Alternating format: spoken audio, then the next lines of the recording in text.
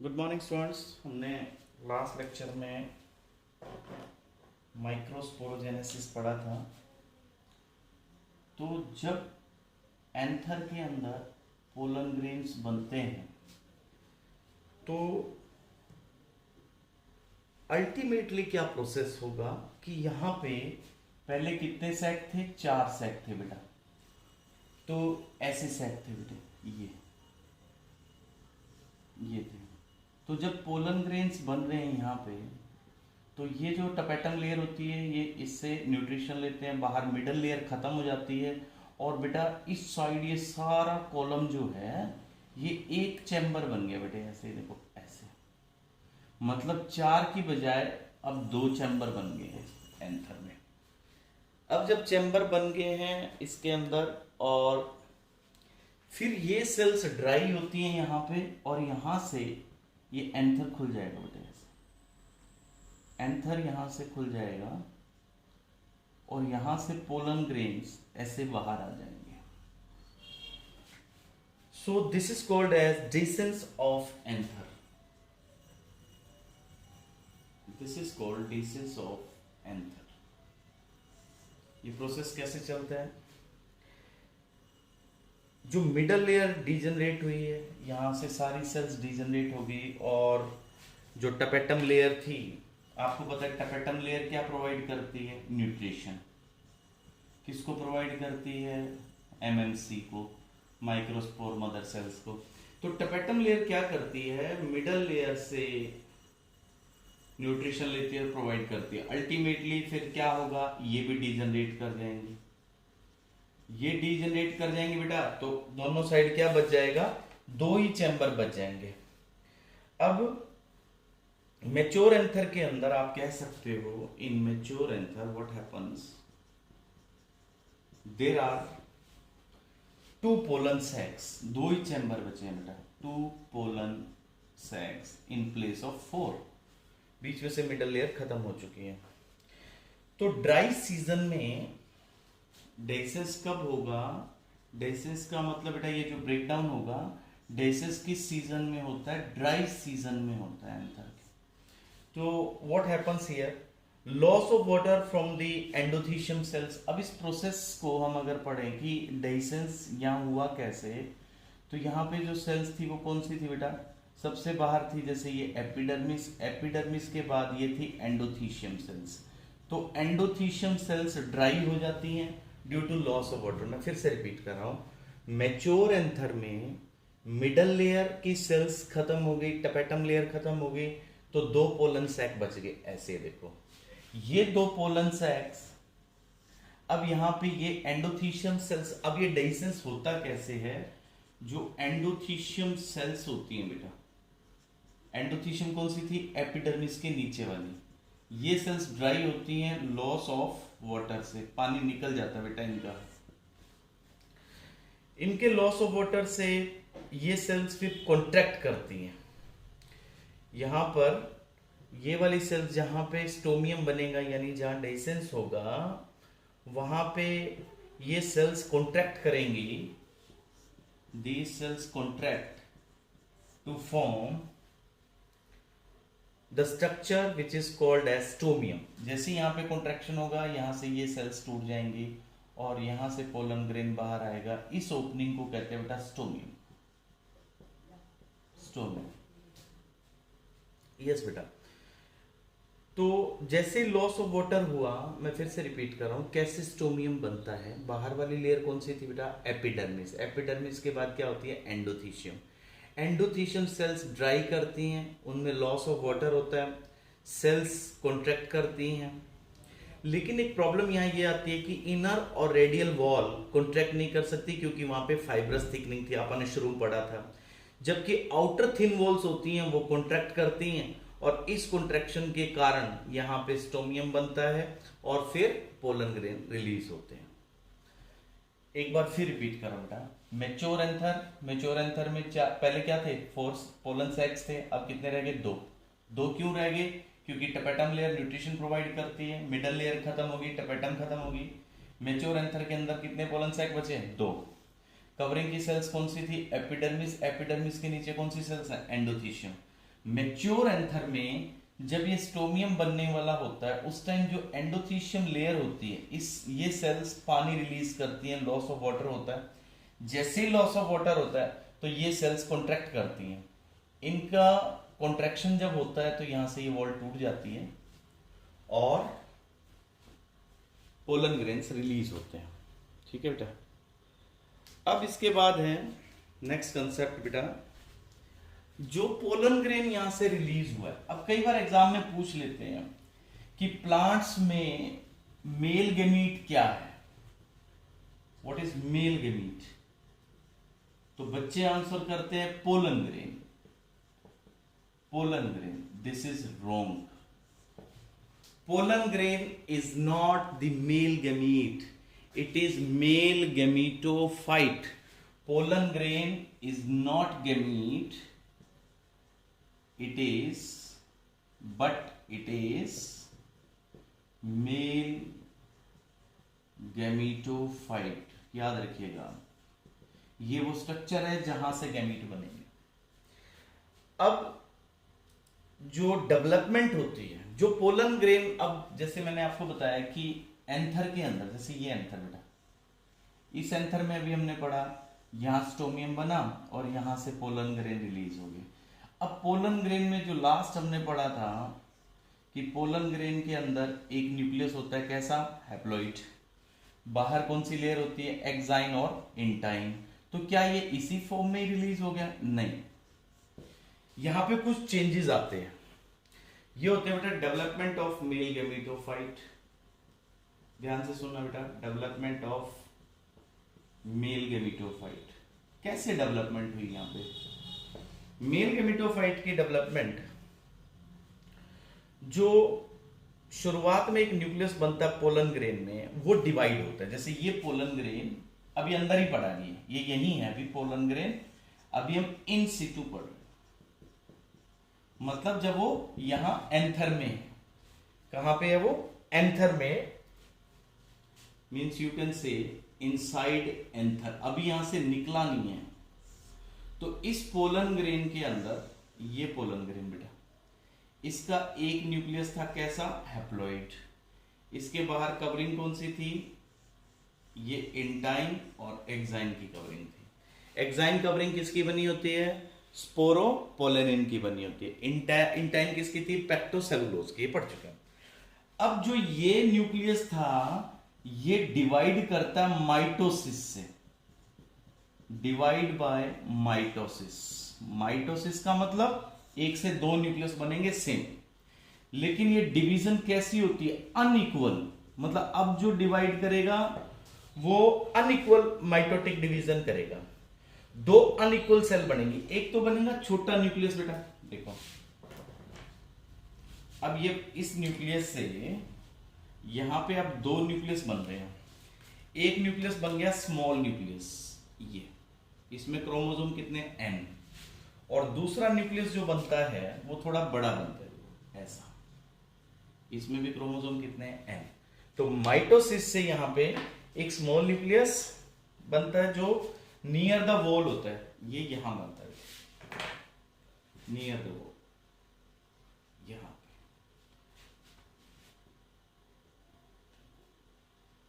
This one is small nucleus, किसके पास बना, नियर द वॉल। इस न्यूक्लियस को कहते क्या है, this nucleus which is small is called as generative nucleus. याद रखिएगा, it is called as generative nucleus, very important बेटा, जनरेटिव न्यूक्लियस। इसके बाद जो ये बड़े वाला न्यूक्लियस है इसको क्या कहेंगे, जो बड़ा न्यूक्लियस है बेटा, लार्जर न्यूक्लियस, ये इरेगुलर शेप न्यूक्लियस होता है जो साइटोप्लाज्म में पड़ा है यहां। अब ये न्यूक्लियस को आप खत्म मानते हैं, ये तो चला गया, इसकी इससे क्या आगे, दो न्यूक्लियस आगे थे ना, एक बड़ा और एक छोटा। बड़ा न्यूक्लियस जो इरेगुलर शेप न्यूक्लियस है जो साइटोप्लाज्म में पड़ा है, इसको कहते हैं बेटा ट्यूब न्यूक्लियस, या इसको कहते हैं वेजिटेटिव न्यूक्लियस। अभी ये न्यूक्लियस ही है, सेल नहीं कह रहे हम अभी इसको, दिस इज न्यूक्लियस। देखो बेटा, मैं फिर से बता रहा हूं, आप ऑब्जर्व कीजिएगा। ये small nucleus near the wall, large nucleus irregular tube nucleus और वेजिटेटिव न्यूक्लियस। इसके बाद बेटा दोनों न्यूक्लियस के चारों तरफ, अब इसके सराउंडिंग में भी साइटोप्लाज्म आता है। ये देखो, यहां भी कुछ साइटोप्लाज्म है बट थोड़ा, ये देखो ये, और इसकी सराउंडिंग में भी साइटोप्लाज्म है, कुछ साइटोप्लाज्म इसके पास भी आता है। ऐसा दोनों के चारों तरफ साइटोप्लाज्म आ जाएगा। फिर क्या होगा, ये इसके अराउंड एक सेल वॉल आ जाएगी। यहां पे देखो, ये सेल वॉल आ गई, एक सेल वॉल इसके अराउंड आ गई। ये दोनों के अराउंड क्या आ गई बेटा, सेल वॉल आ गई है। और जो ये सेल्स बनी है, जो बड़े वाली सेल्स है जिसमें बड़ा न्यूक्लियस है, इसको अब हम नाम दे देते हैं वेजिटेटिव सेल। पहले इसको क्या नाम दिया था, वेजिटेटिव न्यूक्लियस, और अब इसका नाम क्या हो जाएगा, generative cells. This is called generative cell, क्योंकि अब इसके पास साइटोप्लाज्म भी आ गया और वॉल भी आ गई बेटा। अब पोलन ग्रेन किस स्टेज में है, टू सेल्ड स्टेज में, दो सेल की स्टेज में है। हाँ जी बेटा, अब इतना ही होता, कुछ प्लांट्स में तो ये यहीं इतना ही पोलन ग्रेन निकल के अभी आगे चला जाएगा। कितने परसेंट प्लांट में, 60% प्लांट्स के अंदर हम इसको कह देते हैं कि अब ये मेच्योर हो गया, मतलब इसी स्टेज में ये चला जाएगा आगे फीमेल तक। और जो रिमेनिंग है 40% जो एंजियोस्पर्म्स है, उनमें क्या होता है, उनमें एक स्टेज और आती है बच्चों। एक स्टेज और क्या आएगी कि जैसे ये देखो,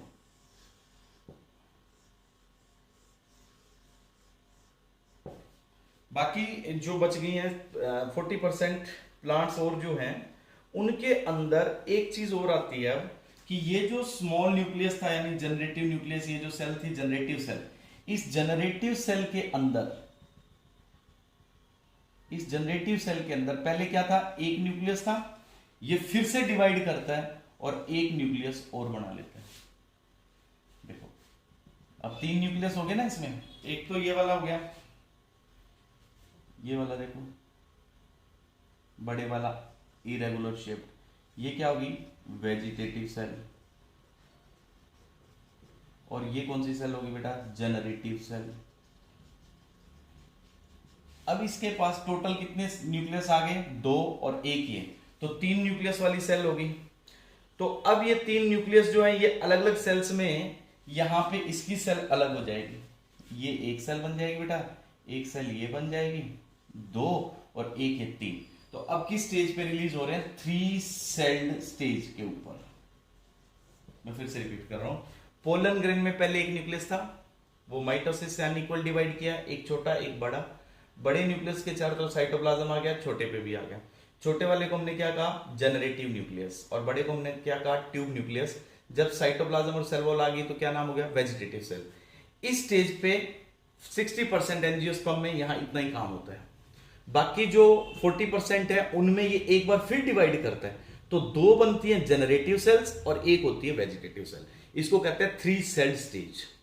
तो 40% के अंदर ये 3 सेल स्टेज के अंदर रिलीज होता है। ठीक है बेटा, और ये तीनों ही सेल अब ये फ्री हैं यहां पे साइटोप्लाज्म के अंदर, न्यूक्लियस इसके पोलन ग्रेन के साइटोप्लाज्म में कितनी सेल्स है, 3 सेल्स। यानी जब पोलन ग्रेन यहां एंथर से रिलीज होता है तो कुछ प्लांट में तो इस स्टेज में रिलीज होता है और कुछ के अंदर इस स्टेज में रिलीज होता है। ऐसा क्यों हुआ, इसका क्या पर्पस है, अल्टीमेटली से क्या होगा, वो फीमेल के पास पॉलिनेशन के बाद बताएंगे कि ऐसा क्यों हुआ। आगे बढ़ेंगे हम स्टेजेस में। अब इसके बाद जब ये पोलन ग्रेन पहुंच जाएगा फीमेल के पास, देखो बेटा, जैसे चाहे वो 2 सेल में रिलीज हुआ हो चाहे वो 3 सेल में रिलीज हुआ, जब ये स्टिग्मा पे पहुंच जाएगा तब क्या होगा, जैसे इस पे अभी बता देता हूं, जो मैं भी कह रहा था आगे बताऊंगा वो अभी सुन लीजिए आप। जैसे ही यहां पहुंचता है ये,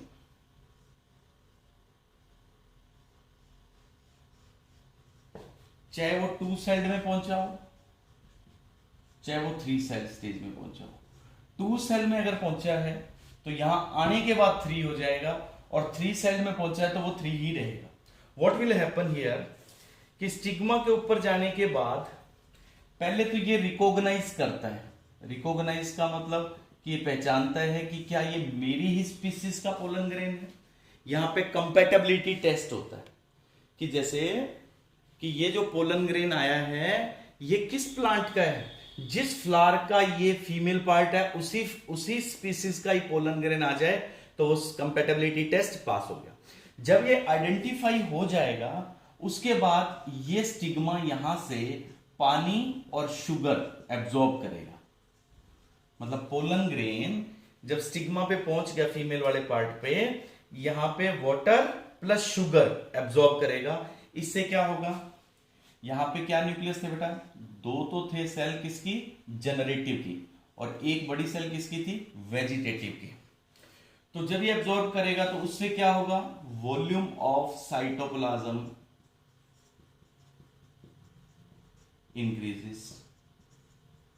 साइटोप्लाज्म बढ़ जाएगा क्योंकि पानी अंदर आ रहा है। जब इसका वॉल्यूम बढ़ जाएगा इससे एक प्रेशर एक्सर्ट होगा, और ये जगह जहां पे सेल वॉल देखो अब्सेंट है, इसको क्या कहते थे, जर्म पोर। पिछले लेक्चर में मैंने बताया था जहां पे जैसे ये पोलन ग्रेन है और इसका वो पॉइंट जिसके ऊपर ये जो एक्साइन और इंटाइन अब्सेंट, एक्साइन अब्सेंट है, तो इसको क्या कहा था हमने, जर्म पोर। इस जर्म पोर के थ्रू, ध्यान से सुनिएगा, इस जर्म पोर के थ्रू जो ये इंटाइन लेयर थी वो आगे बढ़ना शुरू होती है। कौन सी लेयर बाहर आएगी, intine. Intine extends to form, अब जो ये स्ट्रक्चर बन रहा है इसको क्या कहते हैं, पोलन ट्यूब। ये पोलन ट्यूब बनी बेटा, ठीक है जी। इंटाइन बाहर की तरफ आती है और वो क्या स्ट्रक्चर बनाती है, पोलन ट्यूब। तो जब ये स्ट्रक्चर नीचे आ गया तो ऑब्वियस है कि ये सारा सामान भी नीचे आ जाएगा। आगे आगे कौन चलेगा, सबसे आगे चलेगा ये वाला न्यूक्लियस, ये वाली सेल जो बड़ी थी, कौन सी, वेजिटेटिव।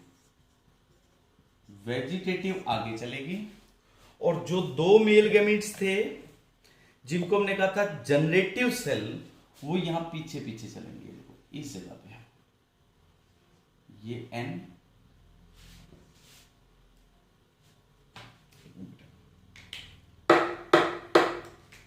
ये यहां मेल के गैमीट, यहां ये दोनों मेल गैमीट पीछे पीछे हैं।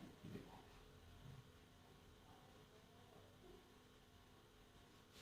ये कौन से थे, जनरेटिव। मतलब ट्यूब न्यूक्लियस आगे चलेगा और मेल गैमीट्स यानी जनरेटिव दोनों न्यूक्लियस इसके पीछे पीछे चलेंगे। तो पोलन ट्यूब किसकी एक्सटेंशन है, इंटाइन की। देखो मैं फिर यहां बना देता हूं, और इस साइड में देखो ये पोलन ट्यूब है बेटा। देखो जैसे ये पोलन ट्यूब, जैसे ये पोलन ग्रेन, और इसमें से क्या बनी है, ये पोलन ट्यूब। पोलन ट्यूब में आगे क्या चलता है, ये देखो आगे चलता है वो होता है वेजिटेटिव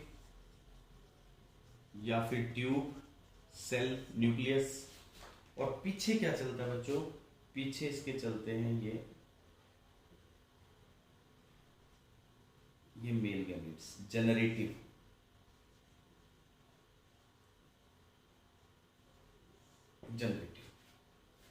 ठीक है। तो ट्यूब न्यूक्लियस टिप पे चलता है, टर्मिनल पोजीशन पे, और उसके पीछे चलता है बेटा जनरेटिव। ठीक है, नोट कर लीजिएगा आप। अब इसके बाद आगे, अब हमने ये देखना है कि जो मैच्योर पोलन ग्रेन में कितने न्यूक्लियस थे, 3। तो मैच्योर मेल गैमेटोफाइट बनने के लिए कितनी माइटोसिस हुई और कितनी मियोसिस हुई। देखो बेटा, मेल गैमेटोफाइट यानी पोलन ग्रेन जो बना उसके लिए एक तो हुई है बेटा मियोसिस, शुरू में जो हमने पढ़ा था, टेट्राइड जो बनता है ना। तो 1 मियोसिस और 2 माइटोसिस, इससे पोलन ग्रेन डेवलप हुआ है। ये हो गया मेल का पार्ट कंप्लीट। हमने पढ़ लिया मेल गेमिटोफाइट कैसे डेवलप करता है, उसके अंदर कितने न्यूक्लियस हैं, वो कैसे बने, फिर पोलन ट्यूब कैसे बनती है। अब हम आते हैं फीमेल रिप्रोडक्टिव होल यानी gynoecium, second part gynoecium. Gynoecium part flower के अंदर ये था बेटा, ये पार्ट था, ये इनर मोस्ट होल था, हमने इनिशियल फर्स्ट लेक्चर में पढ़ा था। इसके अंदर एक स्ट्रक्चर ऐसा रहता है, ये, इसको क्या कहते हैं बेटा, ovule. This is ovule, this is ovary, this is style, this is stigma. ये है स्ट्रक्चर बेटा। तो गाइनोशियम क्या हो गया, female reproductive organ, female reproductive organ. हाँ जी। तो इसके एक यूनिट को क्या कहते हैं, पिस्टिल या कार्पल। ये क्या है बेटा, कार्पल कह दो इंडिविजुअल मेंबर को, चाहे पिस्टिल कह दो, एक ही बात है। कार्पल में क्या था, स्टाइल, स्टिग्मा और ओवेरी। और ओवेरी के अंदर क्या प्रेजेंट होता है, ओव्यूल। ओवेरी में अभी मैंने बताया आपको अंदर क्या है बेटा, ओव्यूल है, ठीक है जी। तो ओव्यूल क्या होते हैं, ovules are also known as megasporangia, this is also called as megasporangia. इसमें क्या बनेगा, फीमेल का गैमीट बनेगा बेटा। हाँ जी। तो ये बनता किस पे है, यहां नीचे एक कशन होता है बेटा, this cushion like structure is known as placenta. Female के अंदर ये पार्ट है बेटा प्लेसेंटा। और कुछ ओवेरीज में जिनमें एक ओव्यूल प्रेजेंट हो, 1 ओव्यूल, जैसा अभी मैंने स्ट्रक्चर बनाया, एक ओव्यूल किन किन ओवेरी में होता है, एक ओव्यूल होता है बेटा वीट में, पैडी में, मैंगो में, वीट में, पैडी और बेटा मैंगो में 1 ओव्यूल है। और मोर देन 1 ओव्यूल्स, एक से ज्यादा, ये किस में प्रेजेंट होते हैं, ये प्रेजेंट होते हैं बेटा पपाया, वाटरमेलन, इनमें प्रेजेंट है बेटा पपाया एंड वाटरमेलन। यस। इसके बाद जैसे हमने मेल का पार्ट पढ़ा डिटेल में कि एंथर कैसे डेवलप हुआ, एंथर के अंदर गैमीट्स कैसे बनते हैं, फिर फर्टिलाइजेशन तक जाने के लिए क्या क्या चेंजेस आए, तो वो सब चीजें हमने फीमेल में भी पढ़नी है। ओव्यूल जो ये नीचे जुड़ा हुआ होता है, ये किस तरह जुड़ा होता है, किसके साथ जुड़ा हुआ होता है, तो जो इनिशियल स्ट्रक्चर नीचे कशन लाइक स्ट्रक्चर जो मैंने बताया आपको, वो क्या था बेटा, वो था प्लेसेंटा। ये है बेटा ओव्यूल, ऐसा। इस ओव्यूल में ये आउटर लेयर जो है ये क्या होती है, इंटेग्यूमेंट।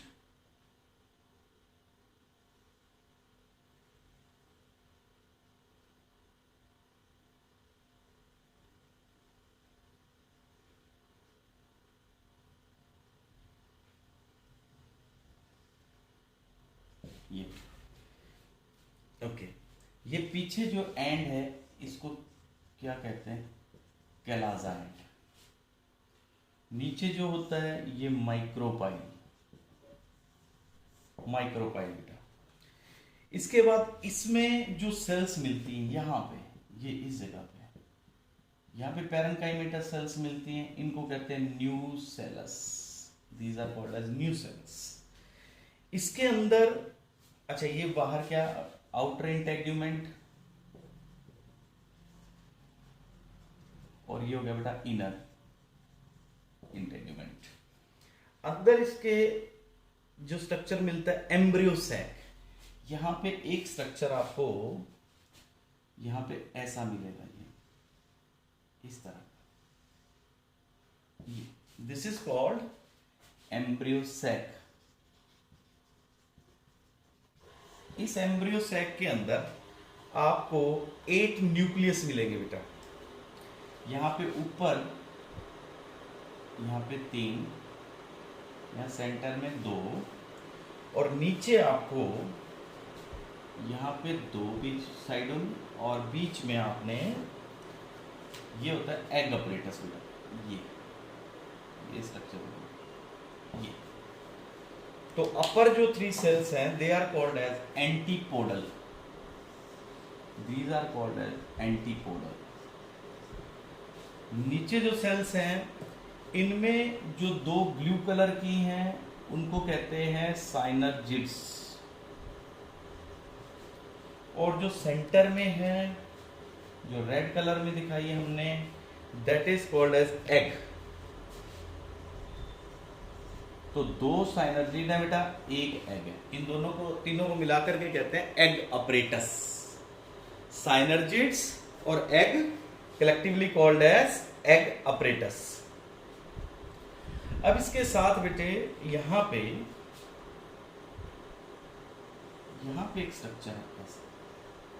ये जो मैंने आपको बताया नीचे क्या था, question like structure, this is called as placenta, जिससे अटैच है, जहां से फूड आता है, ठीक है जी।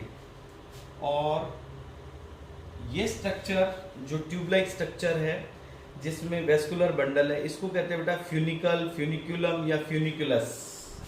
This is called as funiculus, funicle कह दो, फ्यूनिकुलम कह दो, एक ही बात है। ये पॉइंट ऑफ अटैचमेंट यहाँ पे, this is called as hilum. ये जो अटैचमेंट का एरिया यहाँ पे है, this is called as raphe. Yes बेटा, प्लेसेंटा, फ्यूनिकुलस, इसके अंदर क्या है, यहाँ पे बेटा वेस्कुलर बंडल, वेस्कुलर बंडल, ठीक है। तो यहाँ नीचे क्या है, ये ओवेरी की वॉल है, दिस इज ओवेरी वॉल। तो ये स्ट्रक्चर आपने ड्रॉ करना है, इसकी लेबलिंग लर्न करनी है बेटा, और यहां तक चैप्टर अंडरलाइन करना है। तो ये किसका स्ट्रक्चर है, ओव्यूल का, attached with the placenta, ovary wall, और इंटेग्यूमेंटेड ओव्यूल है बेटा। इंटेग्यूमेंटेड आप कह सकते हो मेगा स्पोरेंजियम, ठीक है जी। अब इसके बाद कि type of ovule on the basis of integuments, ये नेक्स्ट लेक्चर में बेटा। Thank you, have a nice day.